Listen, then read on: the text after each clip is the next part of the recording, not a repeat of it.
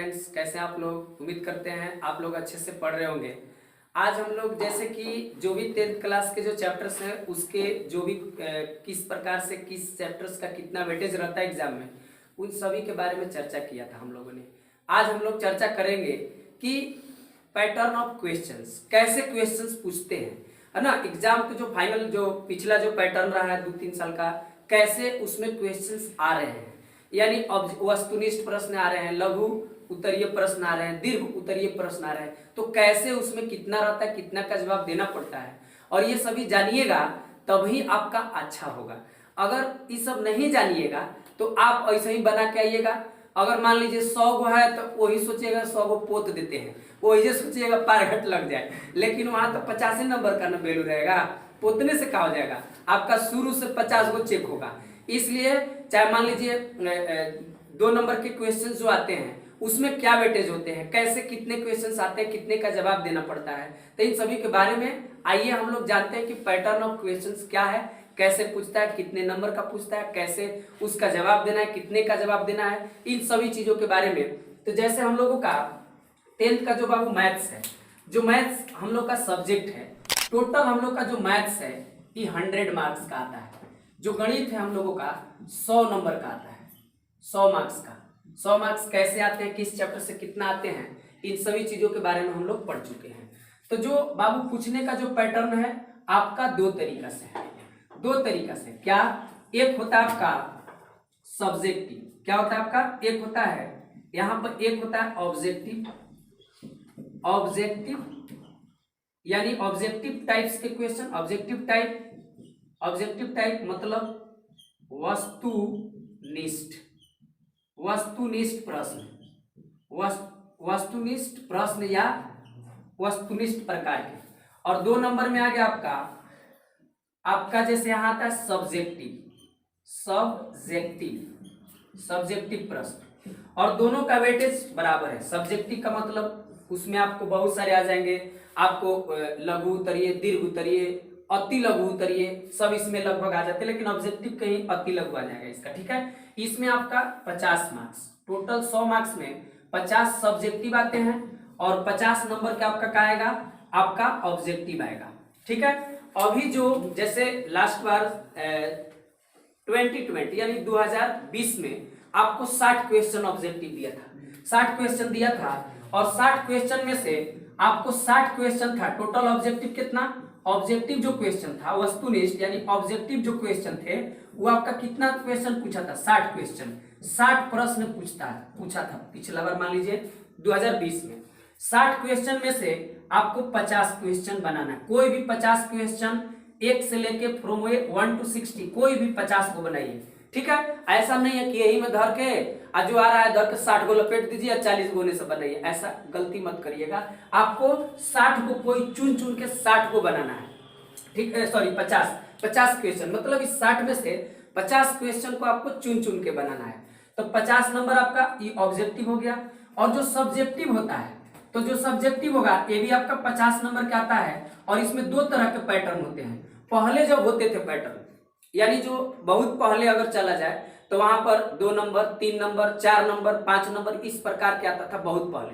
लेकिन अब जो लेटेस्ट जो आपका जो पूछने का अपडेट है, जो कैसे क्या पैटर्न है, तो इसमें आपको आता है 3 ही तरह के प्रश्न। एक होता है ऑब्जेक्टिव, एक मतलब 1 नंबरिया, 2 नंबरिया और 5 नंबरिया, बस इसी 3 टाइप्स के क्वेश्चन आते हैं। तो आपका 1 नंबरिया 60 क्वेश्चन 20 में था, 50 क्वेश्चन का जवाब देना था, कोई भी 50 क्वेश्चन उस 60 में से चुन के जो आपको आ रहा है उसको बना के आइए, नंबर पाइए, ओके। अब यहाँ देखिए कहने का मतलब है, अब देखिए इसमें ना 60 को बना रहता है तो ढेर को पता नहीं रहता है, वो बच्चा क्या करेगा, उस 60 के 60 पोत देता है और कहेगा कि 60 मार दी है।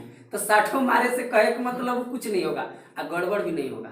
आपको 1 से लेकर 50 तक ही चेक होगा, और इसमें जो आप चुन के 1 से लेकर 60 तक में 50 को बनाइएगा तो वो आपका जो सही रहेगा उतना तक। बेनिफिट ये होता है कि 10 क्वेश्चन का वहां पर ज्यादा दिया है, कि 10 क्वेश्चन ज्यादा देता था, कि कहने का मतलब वहां से आप बेनिफिट ले सकते हैं कि 1 से लेकर 50 तक में अगर नहीं आ रहा तो उन सभी से भी चुन के आप अपना 50 आउट ऑफ 50 ला सकते हैं, जो कि आसान है।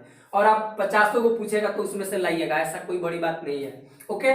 यहाँ पर जो है आपका जो सब्जेक्टिव है इसमें आता है लघु, एक आता है लघु, एक आता है एक और भाई रघु। रघु बोले तो दीर्घ उत्तरीय, दीर्घ, इसमें दीर्घ आएगा। दीर्घ में आता है 8 क्वेश्चन पहले आता था, 8 क्वेश्चन, 8 प्रश्न आता था पहले, और इस 8 प्रश्न में से 4 प्रश्न का जवाब देना रहता था, यानी 5-5 नंबर वाला। कितना? ये 5 मार्क्स का, तो कितना हो गया 20 नंबर, ये 20 नंबर का हो गया। 8 में से 4 क्वेश्चन का जवाब देना था। और यहाँ लघु जो हो गया, इसमें आपका 27 क्वेश्चन आता था, और इस 27 क्वेश्चन में से 27 प्रश्न यानी 2 नंबरिया आपका 27 प्रश्न आता था, और उसमें जवाब कितना का 15 का, और 2 नंबर क्या है तो गुना करेंगे 2 से, तो कितना हो जाएगा 30।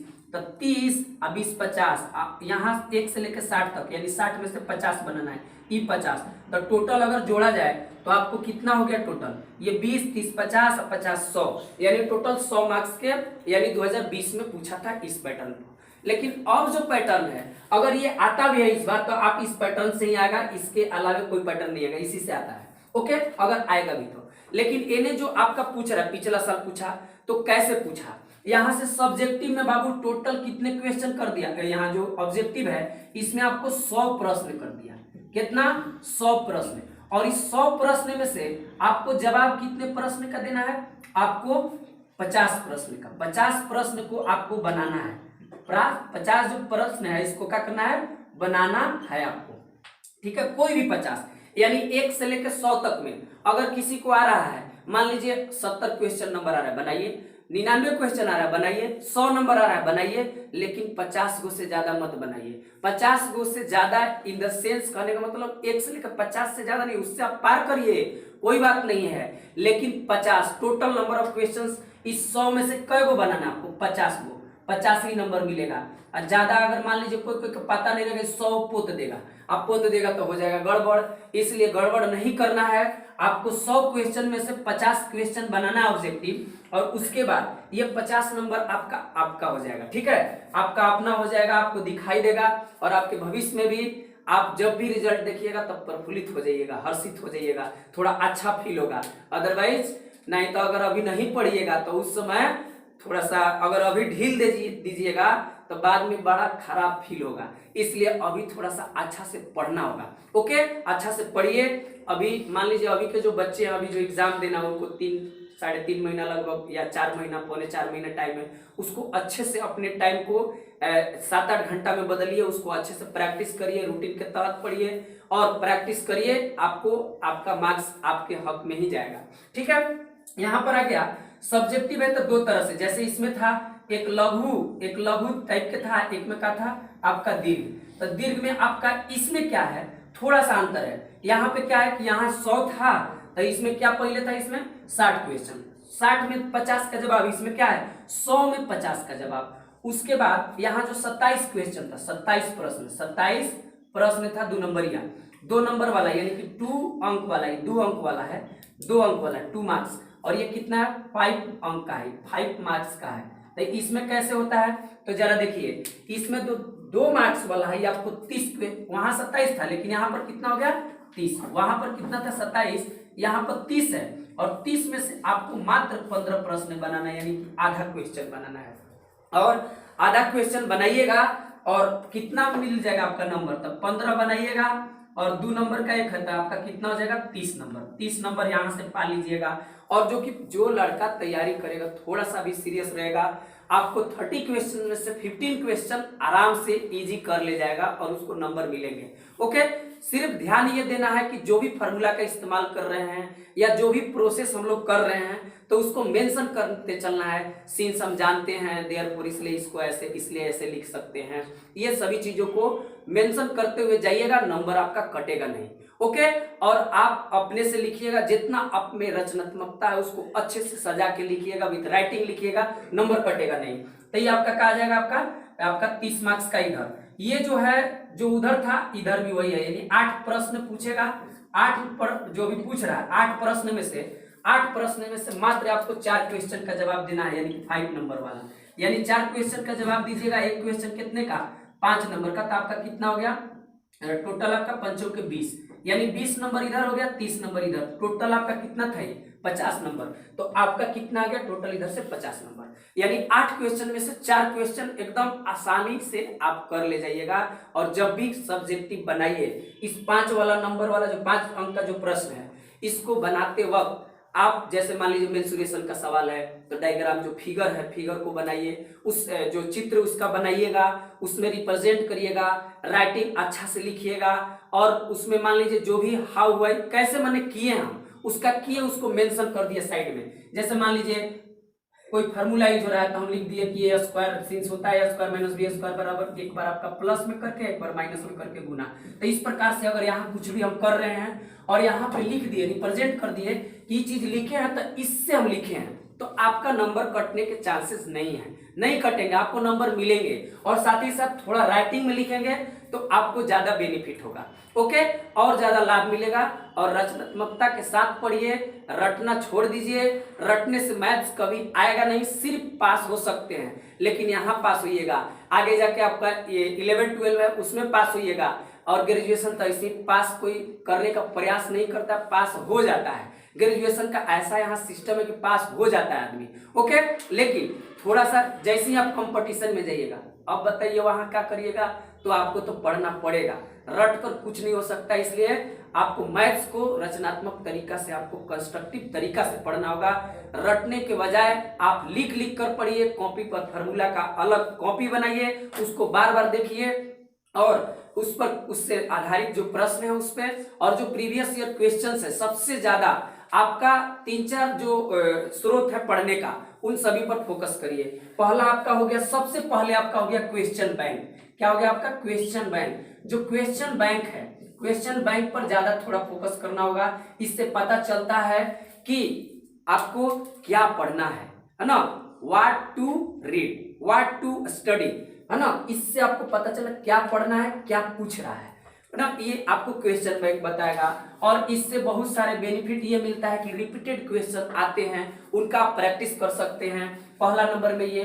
दूसरा स्रोत है कि जिस शिक्षक के पास आप पढ़ रहे हैं या आपके पास नोट्स है, तो उस नोट्स को ध्यान से अपने शब्दों में लिखिए नोट्स को, और नोट्स को बार बार पढ़िए। जो भी डाउट है आप स्टडीज पीरियड के दौरान आप शिक्षक से उसका मान लीजिए वार्तालाप करिए, पूछिए, क्वेश्चंस पूछिए, कैसे क्या बनेगा, सारा चीज डाउट क्लियर करिए। और नोट्स अच्छा से आपका होना चाहिए ताकि at the last, at the end आपको मेन काम आता है यही नोट्स, ओके।